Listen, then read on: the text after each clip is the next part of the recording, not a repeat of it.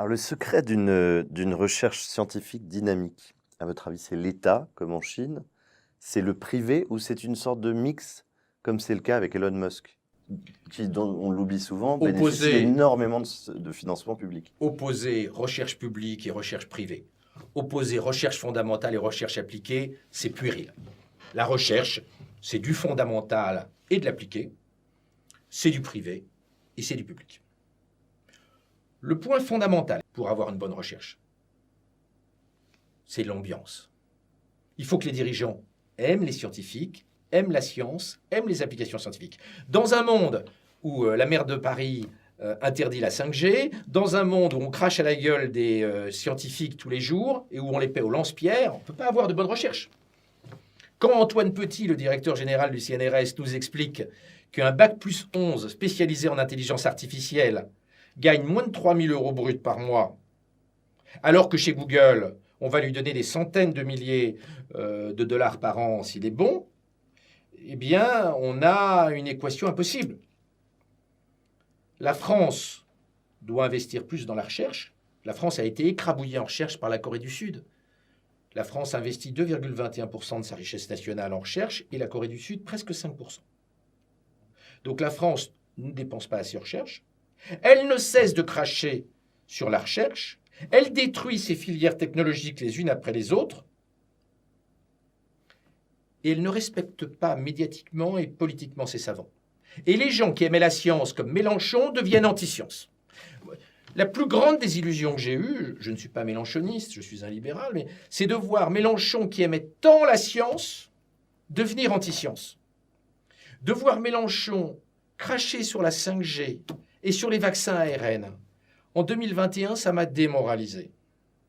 Même les politiciens les plus pro-scientifiques sont devenus aujourd'hui des collapsologues archaïques.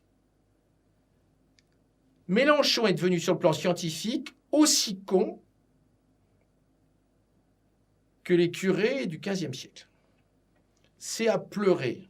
Pour un libre penseur comme il l'est, je trouve que c'est une fin de carrière absolument désespérante. Et je pense que les scientifiques, les chercheurs, les savants qui sont à la France insoumise doivent être malheureux de voir que la France insoumise est devenue racialiste et anti-science. C'est assez triste. Donc voilà, le point le plus important au-delà de l'argent, c'est d'aimer ses savants. La France doit aimer ses savants comme en 1900. Sinon, elle sera un pays sous-développé. Il n'y a aucune raison que les savants restent en France. Il n'y a aucune raison que les savants travaillent bien si on leur crache à la gueule matin, midi et soir.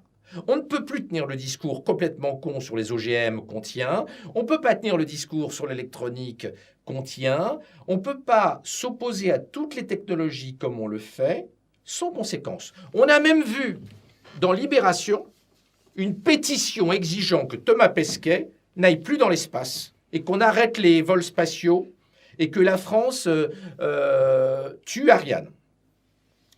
C'est à pleurer de tristesse. Donc la France a perdu son industrie électronique, elle est totalement absente des plateformes Internet, elle est totalement absente des technologies, des réseaux sociaux, des moteurs de recherche, etc. Elle est absente, quasiment absente en génétique, elle a complètement perdu la bataille des technologies végétales parce qu'elle est devenue contre les OGM pour des raisons totalement absurdes et débiles qui sont moyenâgeuses et obscurantistes. Elle a failli perdre la filière spatiale et Ariane a été sauvée par Stéphane Israël, mais Ariane était en train de crever face à SpaceX d'Elon Musk.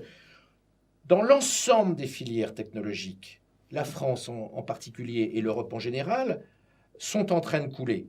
Maintenant, il faut réorienter le bateau vite. On n'a plus beaucoup de temps devant nous et nous devons mettre les politiciens pourris qui aimaient la science jadis et qui aujourd'hui ne cessent de critiquer la science devant leurs responsabilités. Ils sont en train de faire de la France un pays sous-développé à l'horizon de la fin du siècle. Nous ne pouvons pas perdre les batailles technologiques les unes après les autres. Il faut sauver la science pour sauver l'avenir de nos enfants et nos petits-enfants. Si demain la France devient un pays qui ne fabrique que des choses low-tech, ça va être terrible pour le pouvoir d'achat et pour la vie de nos enfants qui vont vivre des lendemains qui déchantent.